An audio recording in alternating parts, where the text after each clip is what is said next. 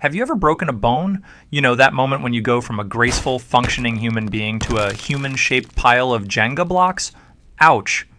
It's a painful experience. But what happens after the dramatic break is truly amazing. Our bodies have an incredible, almost unbelievable ability to heal themselves. Today, we're diving into the fascinating four-stage process of how a broken bone gets its groove back. Phase 1, the initial impact and hematoma formation right after a fracture, your body goes into full-blown emergency mode. The first thing that happens is bleeding. Blood vessels in and around the broken bone tear, creating a clot.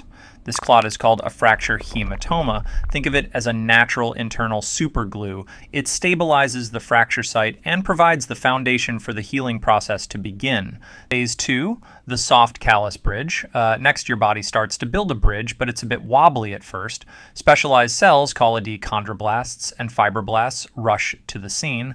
The fibroblasts produce a network of collagen fibers, while the chondroblasts create a cartilage-like material. Together, they form a soft callus.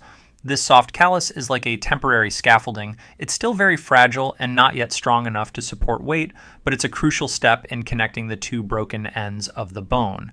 Phase 3, hard callus formation. Now for the main event.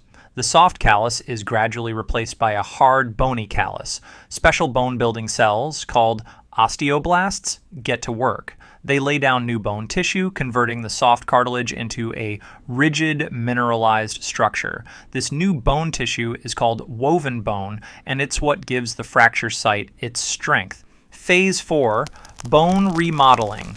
Even after the bone is healed, the process isn't over. The final and longest phase is bone remodeling. For months, and sometimes even years, bone-resorbing cells called osteoclasts and bone-building cells called osteoblasts work together to reshape the bone.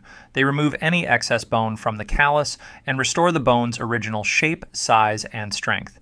The woven bone is replaced by stronger, more organized lamellar bone, which is what makes up mature, healthy bone.